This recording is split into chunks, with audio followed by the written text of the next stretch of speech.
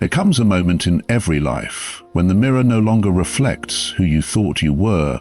The titles, the roles, the smiles you wear for the world, they begin to crumble. And beneath it all, you catch a glimpse of something raw, something real. It's not weakness, it's truth. The truth that somewhere along the way you lost touch with your own soul, trying to live up to an image the world demanded of you. You gave so much of yourself to survive that you forgot how to simply be. That moment, the one that feels like everything is falling apart, is not your destruction. It's your invitation. An invitation to rebuild, not from who you were told to be, but from who you truly are. Because life isn't asking you to become someone new. It's asking you to remember the parts you abandoned.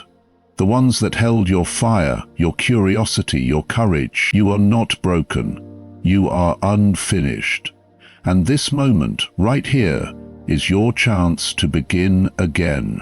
Not by chasing perfection, but by reclaiming wholeness. Because rebuilding yourself isn't about changing your story. It's about finally writing it with honesty. To rebuild yourself, you must first confront your shadow. The shadow is the part of you that hides behind the face you show to the world, the unseen, unspoken collection of impulses, fears, and insecurities that you try to deny. It is everything you repress, everything you refuse to accept about yourself.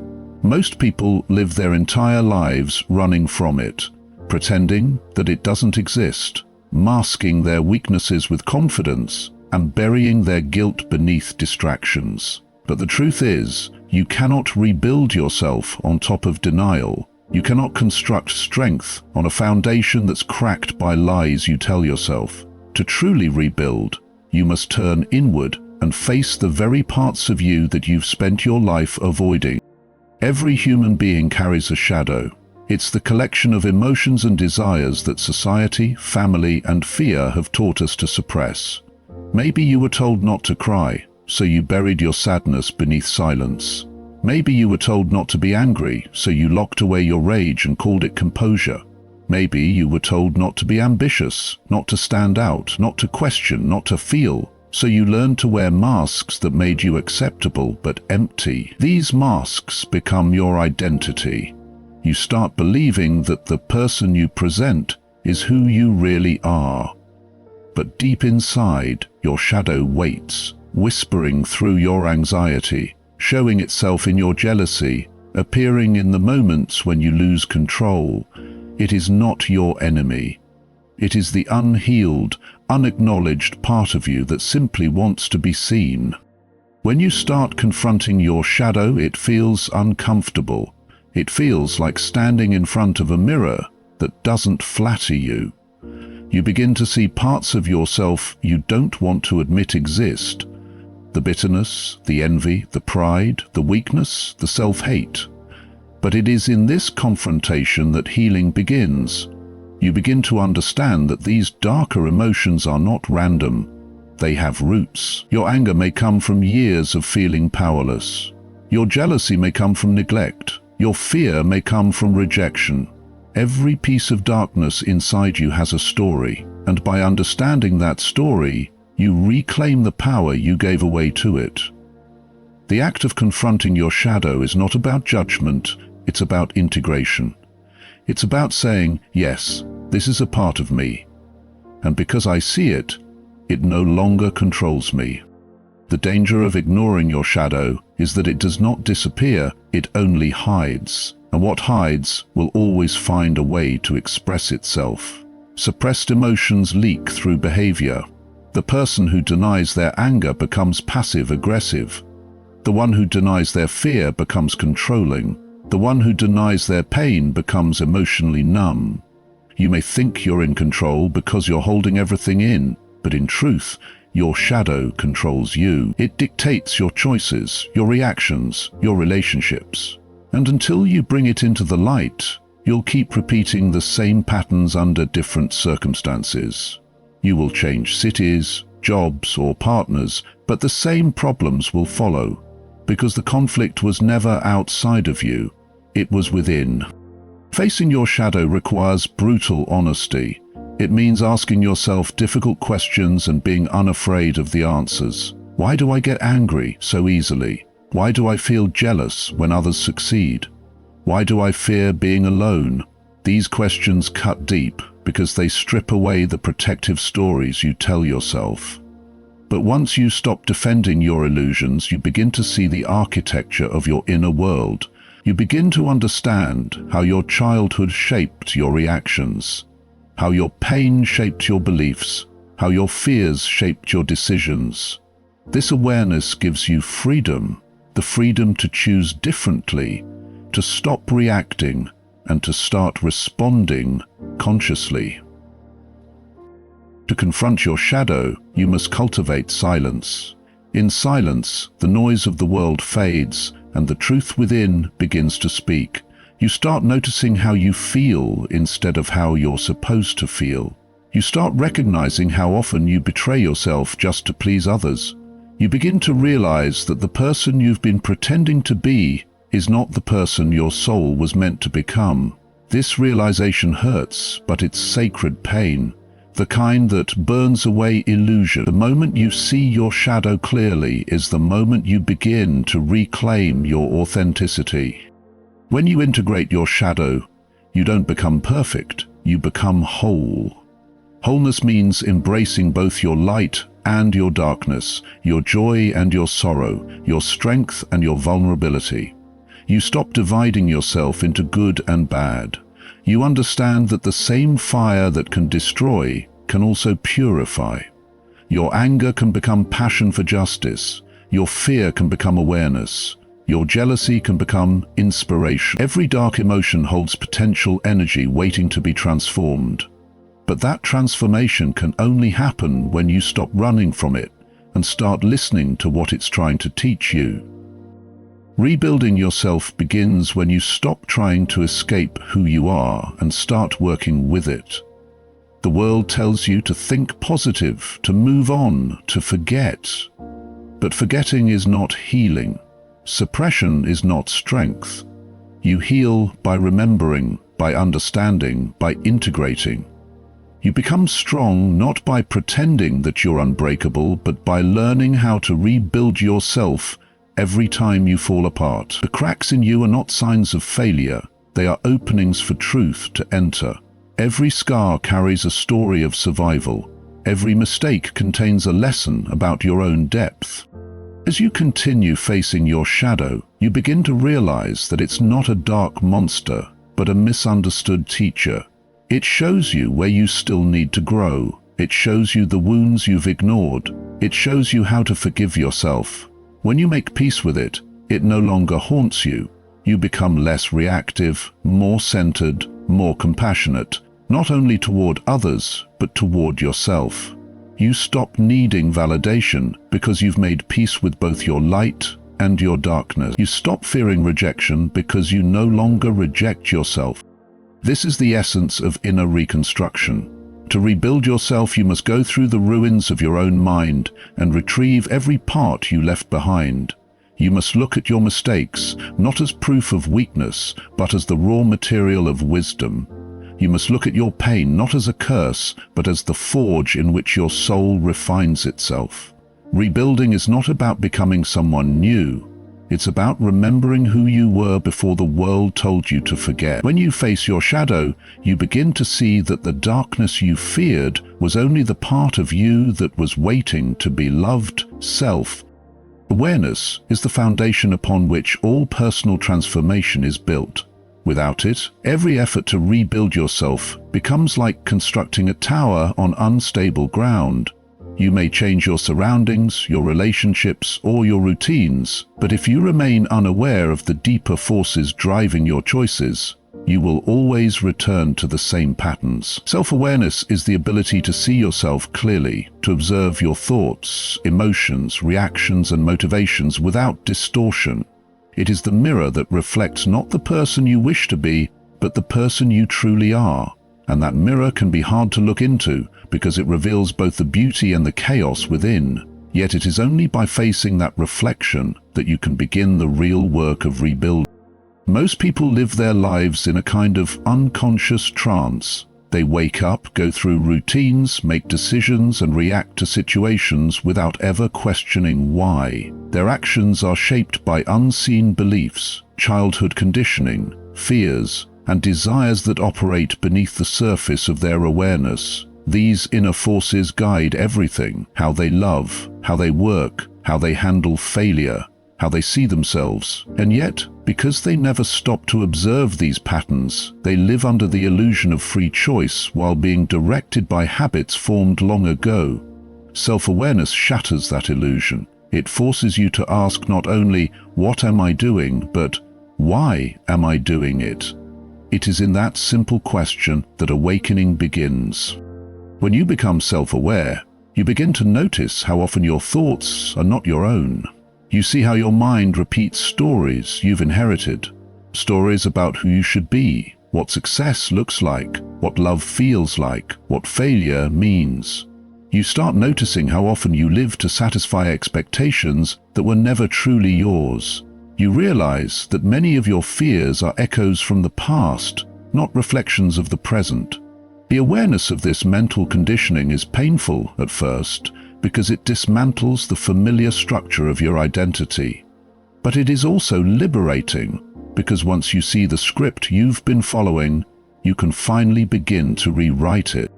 Self-awareness requires courage because it invites you to witness parts of yourself that you might prefer to ignore. It asks you to admit that sometimes your anger isn't righteous, it's insecurity. It asks you to acknowledge that your ambition might be fueled not by purpose, but by fear of being forgotten.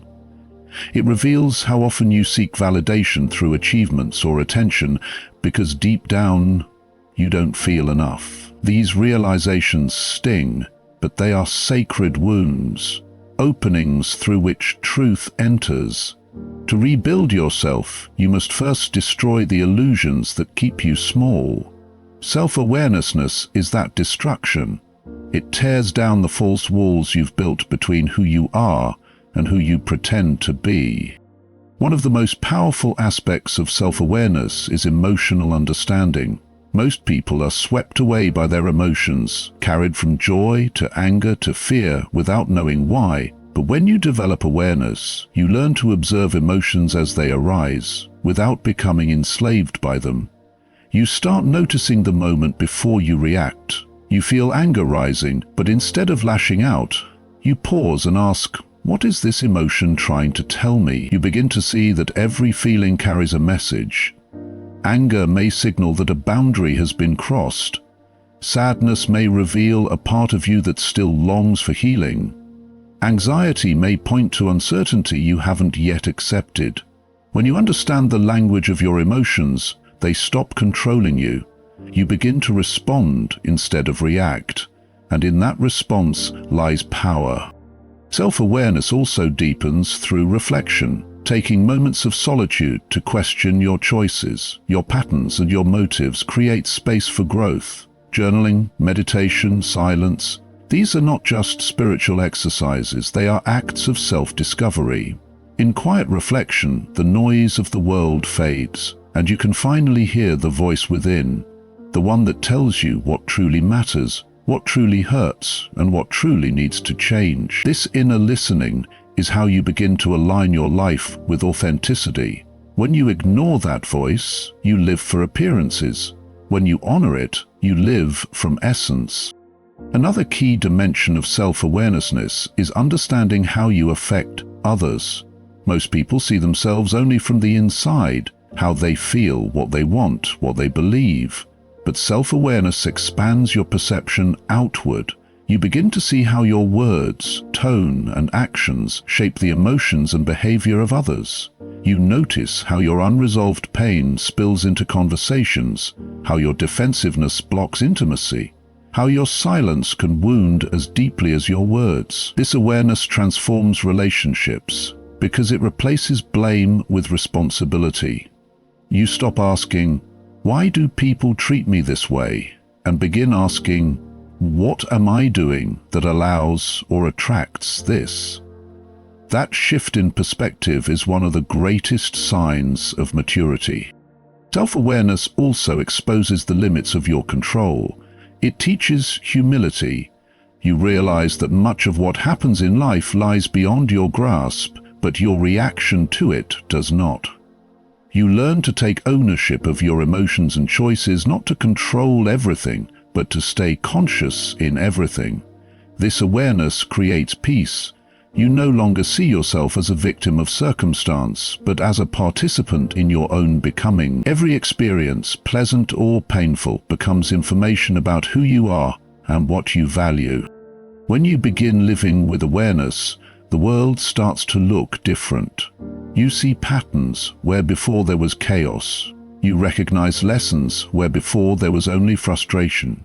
You begin to understand that life is constantly trying to show you yourself, through conflicts, through relationships, through setbacks. Everything that triggers you is a mirror reflecting something within you that's calling for attention. The person who irritates you might be showing you the traits you repress. The situation that frustrates you might be revealing a truth you've been avoiding. Self-awareness transforms life into a dialogue between your outer experiences and your inner world. Rebuilding yourself through awareness means taking responsibility for your consciousness. It means refusing to live on autopilot. It means being awake to every moment, to every thought that arises, to every word you speak. It means noticing when your ego wants to take control and choosing humility instead. It means observing your mind, not to judge it, but to understand it. You begin to see that awareness itself is the first act of healing, because you cannot change what you refuse to see. Once you see it, you have a choice. That choice is where freedom begins. To rebuild yourself, you must become the observer of your own life. You must watch yourself think, feel, and act as though you were studying the movements of your own soul. In that observation, illusions fall away and truth emerges. You realize that growth is not about adding more, but about seeing more clearly, more deeply, more honestly. Awareness becomes your greatest weapon and your greatest teacher. It doesn't make you invincible, but it makes you real. And from that reality, the new version of you begins to rise, grounded not in pretense, but in truth. To rebuild yourself, you must first be willing to let go of the identity that no longer serves you. Most people cling to an old version of themselves, a version shaped by past experiences, past labels, and past wounds. They carry it like armor, believing that it defines who they are. But what they don't realize is that the very identity they protect is the prison that keeps them from growing. Detaching from your old identity means breaking away from the illusion that you are only the sum of your history. It means understanding that who you were yesterday does not have to dictate who you become tomorrow. It is not an act of rejection, but of liberation, a conscious choice to stop being a victim of your past and start becoming the architect of your future.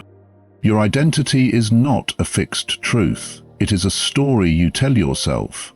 That story is built from memories, beliefs, successes, and failures. As a child, you begin forming it through what you are told by others. You are smart, you are shy, you are weak, you are special, you are not enough. Every word becomes a brick in the structure of who you think you are. Over time, those bricks turn into walls.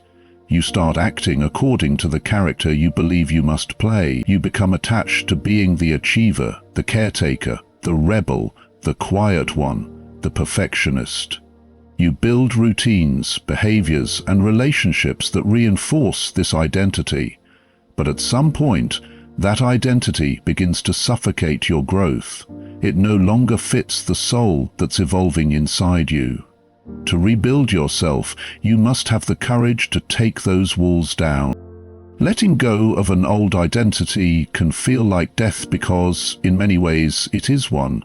You are letting go of a familiar self, the one that gave you security, even if that security was built on pain.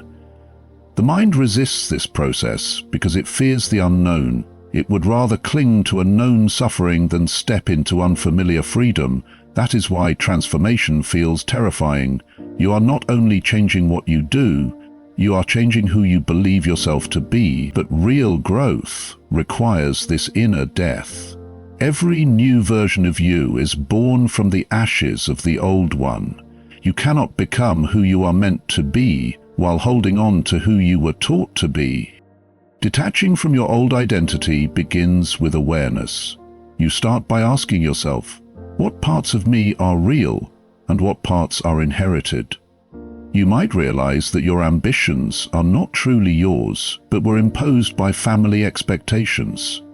You might see that your fears were planted by past failures or the judgments of others. You might notice that your kindness is sometimes a mask for the fear of rejection, or that your independence is a disguise for an unhealed wound. When you start seeing these patterns, you realize that your identity is a collection of roles, not a reflection of your essence. This realization frees you to rebuild from authenticity rather than conditioning.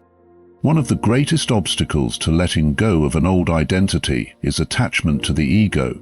The ego thrives on certainty. It wants to know who it is at all times. It fears being nothing because it equates that with being worthless. But in truth, to be nothing is the beginning of becoming everything.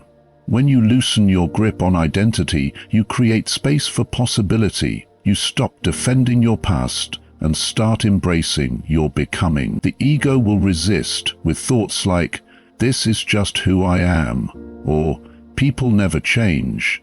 But those are the words of stagnation.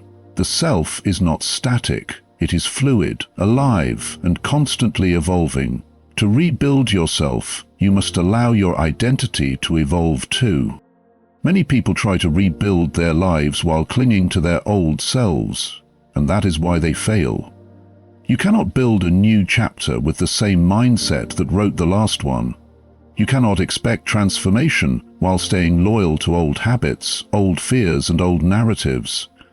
The version of you that was hurt cannot heal you. The version of you that failed cannot lead you to success. The version of you that was dependent cannot teach you freedom. You must release that version with gratitude and make room for the next. It doesn't mean forgetting who you were. It means no longer letting it define your limits. It means thanking the old self for its lessons, then walking forward unburdened. Detachment from old identity also means letting go of how others see you. People will always try to remind you of who you used to be. They will project their old image of you because it makes them comfortable. They will resist your transformation because it challenges their sense of familiarity. When you start changing, you disrupt their reality.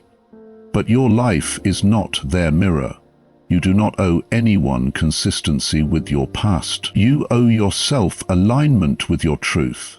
When you rebuild yourself, you must be willing to disappoint the expectations of others. That is the price of authenticity, and it is always worth paying. The process of detaching from your old self is not a sudden event. It is a gradual unfolding. You start noticing when your actions no longer feel aligned with who you are becoming. You start questioning choices that once felt automatic.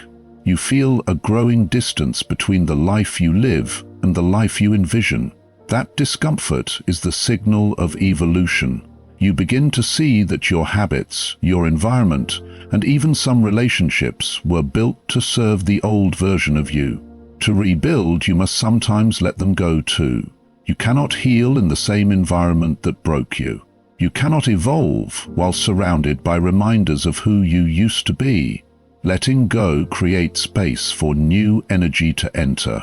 New people, new ideas, new ways of living. As you release your old identity, something powerful happens. You begin to experience life directly, not through the lens of who you think you are supposed to be. You start acting from intuition rather than image. You stop trying to control how others perceive you. You stop performing. You simply exist, present and unfiltered. This is where peace begins. You realize that identity is not a fixed definition, but an ongoing expression of your soul's growth. You are not meant to stay the same. You are meant to become more real, more whole, more aligned with your inner truth. Rebuilding yourself is not about creating a new mask. It's about removing every mask that isn't you. It's about stripping away the layers until what remains is raw, honest, and alive. The moment you stop identifying with your story, your pain, and your past, you discover a deeper identity, one that was never lost, only hidden. And in that discovery, you find the freedom to rebuild not from fear, but from clarity. You begin to shape a life not around who you were, but around who you are becoming. And that, more than anything else, is the essence of transformation. Listening to the voice within is one of the most powerful yet most neglected acts in life. Every human being carries an inner voice, a quiet, steady presence that speaks beneath the noise of thoughts, opinions, and external expectations. It is not loud, it does not argue, and it never demands attention. It whispers in moments of stillness, offering direction that feels more like knowing than thinking. But most people rarely hear it, because the world around them is too loud. Society teaches us to trust logic, to follow rules, to chase approval, to measure worth by comparison. We are taught to listen to everyone but ourselves, and so we lose connection to the one voice that truly knows what we need, the voice within. When you stop listening to that inner voice, you begin to drift away from yourself. You make choices that look right to others but feel wrong to you. You chase goals that satisfy your ego but starve your soul. You stay in situations that drain you because you fear disappointing others. This disconnection creates quiet suffering, a sense of emptiness even when life looks full. You can have success, recognition, and comfort, yet still feel a deep restlessness. That feeling is not confusion, it is your inner voice calling you back. It is the part of you that remembers who you really are, reminding you that no amount of external noise can drown out the truth of your soul. The voice within doesn't speak in words, it speaks in feelings. It speaks through intuition, through sudden clarity, through peace that follows certain thoughts and tension that follows others. It is the subtle knowing that rises when you pause long enough to listen. But listening requires courage, because the truth it reveals often challenges the life you've built. It may tell you that the path you're on isn't meant for you, that the person you've become is a performance, or that the things you're chasing are distractions from what truly matters. Most people silence this voice because it threatens the comfort of routine. They fill their days with noise, busyness, and distraction, convincing themselves they're productive while avoiding the deeper confrontation within. But the truth never leaves. It waits patiently until you are ready to hear it. Listening to the voice within is not about rejecting logic or reason. It's about balance, about recognizing that reason guides the mind, but intuition guides the soul.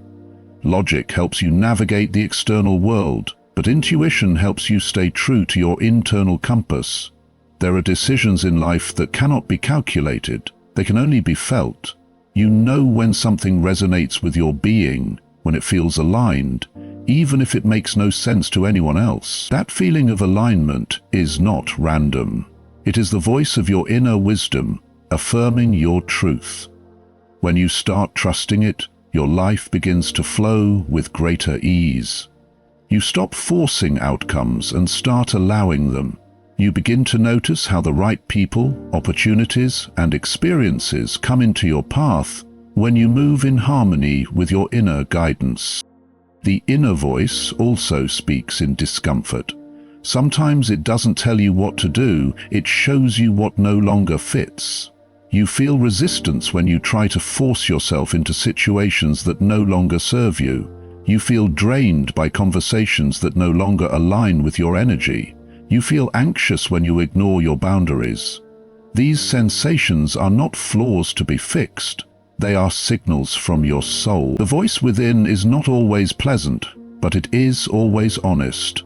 It pushes you toward growth by refusing to let you settle for less than authenticity. When you listen, you learn that silence can be the greatest teacher. In silence, you stop reacting and start perceiving. You start hearing the subtleties of your inner world, your fears, your longings, your truth. Listening to the inner voice also means trusting it, even when others don't understand. The more you awaken to yourself, the more you realize how rare it is to be truly authentic in a world built on imitation. People may question your choices because they no longer align with their expectations. They may call you distant, stubborn, or unrealistic.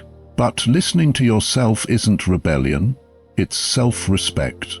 It is the act of choosing alignment over approval, truth over comfort, purpose over popularity. The path of authenticity is lonely at times, but it is the only path that leads to peace.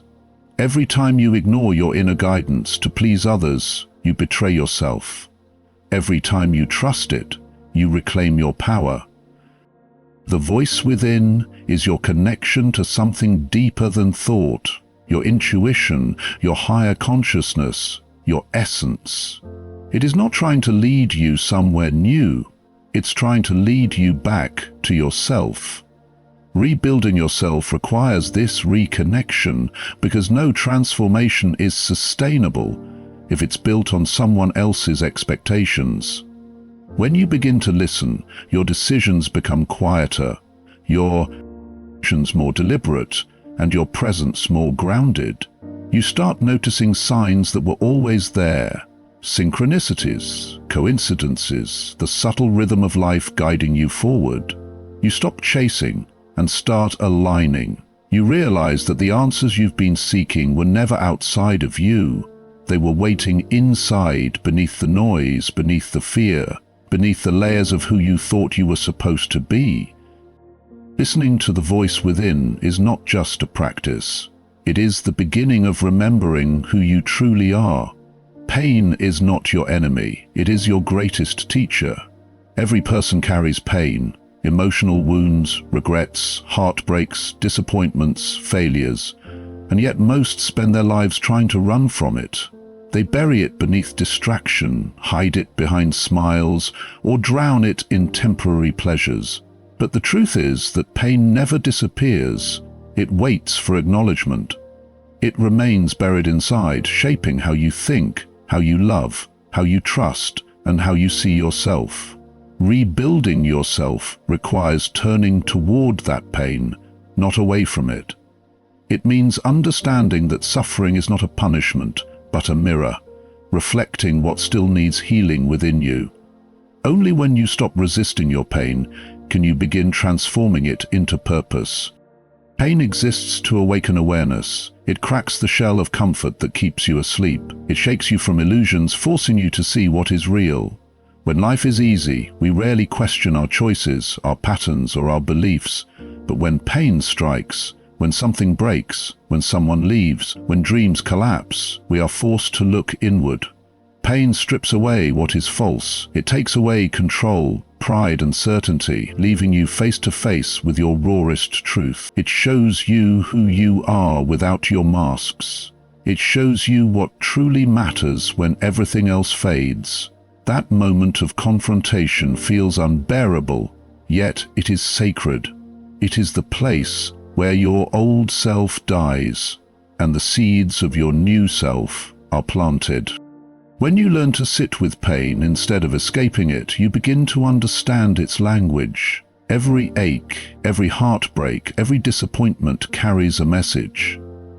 Pain often reveals where you have attached your worth to people, outcomes, or identities that were never meant to define you. It shows you the expectations that caused your suffering. It shows you the parts of yourself that you've neglected or abandoned. For example, the pain of rejection may not be about losing someone, but about being reminded of a deeper wound of unworthiness. The pain of failure may not be about the loss of success, but about confronting the belief that your value depends on achievement. When you listen deeply, you realize that pain is never random. It is the soul's way of pointing to where healing must occur.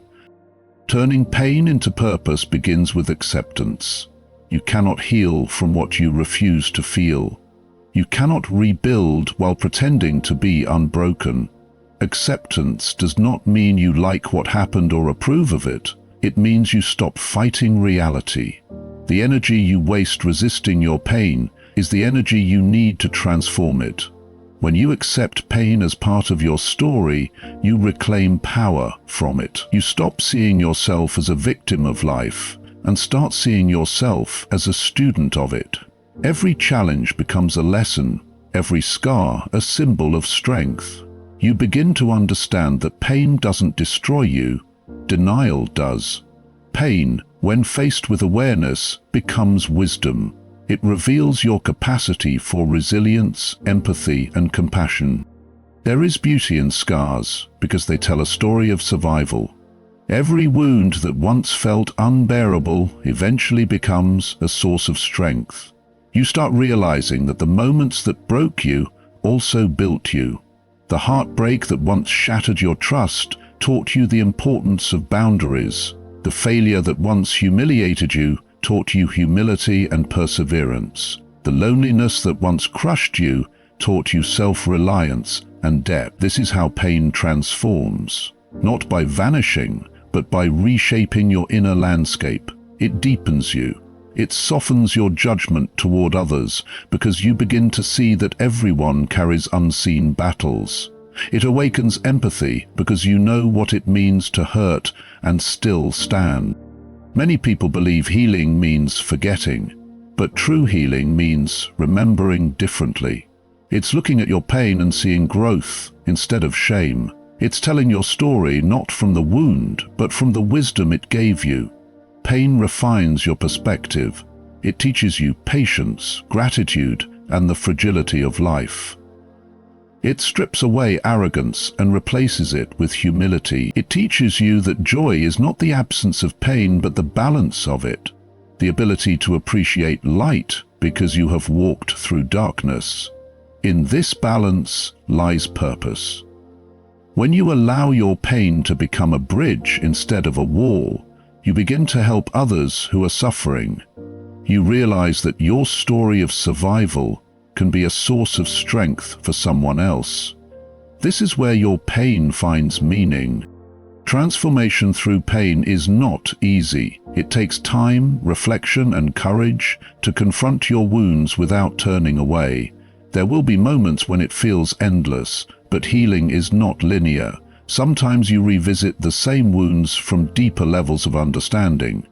Every time you face them, you grow a little stronger, a little wiser, a little freer. The purpose of pain is not to break you, but to reveal your unbreakable core. The part of you that endures, adapts, and rebuilds. When you finally stop asking, "Why did this happen to me?" and start asking, "What is this teaching me?" everything changes. Pain loses its power to define you and becomes the fuel that refines you. It becomes the fire through which your soul is strengthened, reshaped, and reborn into something truer, calmer, and infinitely more powerful. Rebuilding yourself is not about striving for perfection. It is about finding wholeness. Perfection is an illusion built on comparison and fear, a chase that never ends because it's rooted in the belief that you are not enough as you are. Wholeness, on the other hand, is the quiet realization that you were never incomplete to begin with. It is not about fixing yourself, but about remembering yourself, reclaiming all the parts you've disowned, the light and the shadow, the triumph and the wound.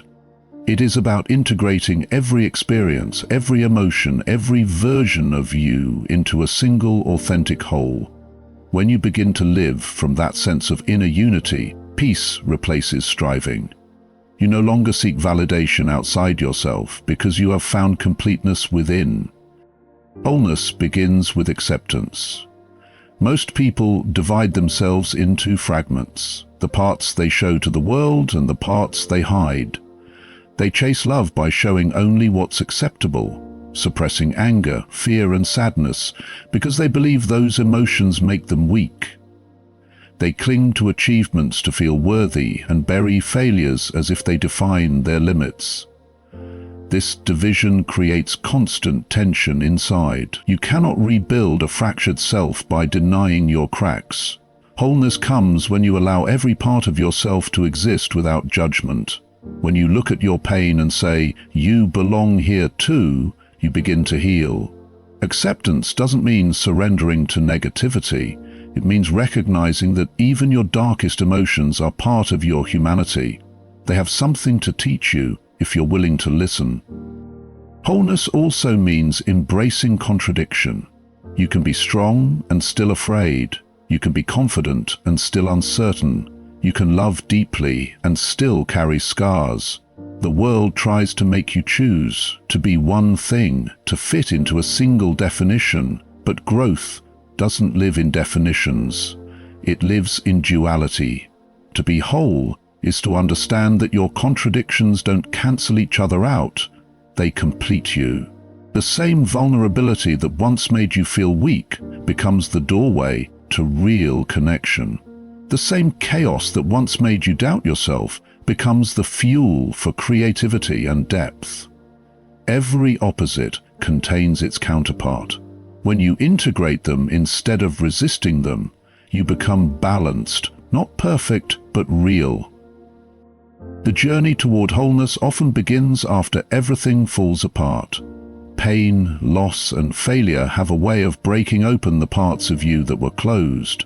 They expose what's false and reveal what's true. In those moments, you see how much of your identity was built on external validation, how much you depended on approval, status, or relationships to define your worth. When those things collapse, you are left face to face with yourself. It feels empty at first, but that emptiness is sacred space. It's the silence before rebirth, the ground upon which a truer version of you can stand. Wholeness comes when you stop trying to rebuild the old image of yourself and start embracing who you are becoming. The cracks that pain leaves behind are not signs of failure. They are openings through which light enters. Living in wholeness also means aligning your inner world with your outer actions. Many people live divided lives, thinking one thing, feeling another, doing something entirely different. They say yes when their heart says no, stay silent when truth burns in their throat, and follow paths that bring no joy. This disconnection creates inner conflict and exhaustion. Wholeness is when your thoughts, emotions, and actions move in the same direction, when what you do reflects what you believe, when your choices are rooted not in fear, but in authenticity.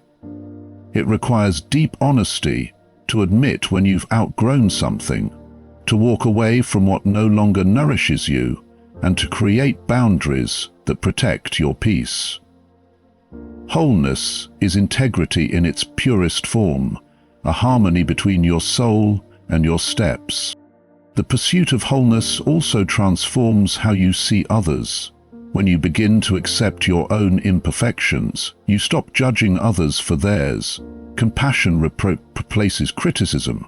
You realize that everyone is carrying something unseen, and that no one's pain diminishes your own. Wholeness opens your heart to connection, because you no longer approach people from need or emptiness.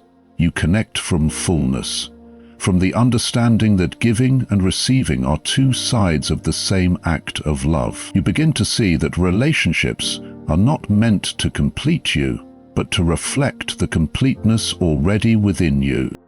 Wholeness doesn't mean you will never struggle again. It means that even when struggle comes, you no longer break apart in the same way. You hold yourself through it. You know that darkness and light are both sacred, that endings are just beginnings in disguise, that growth often wears the mask of loss. You learn to trust life's rhythm, to let things come and go without clinging.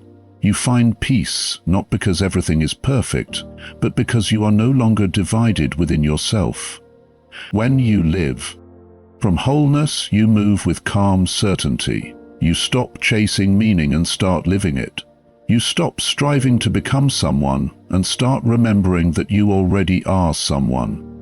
Whole, complete, and enough, exactly as you are. In the end, rebuilding yourself is not about erasing your past or pretending your pain never happened. It's about gathering every broken piece of your story and realizing that even the cracks have meaning. You've walked through darkness, and that darkness has shaped your strength.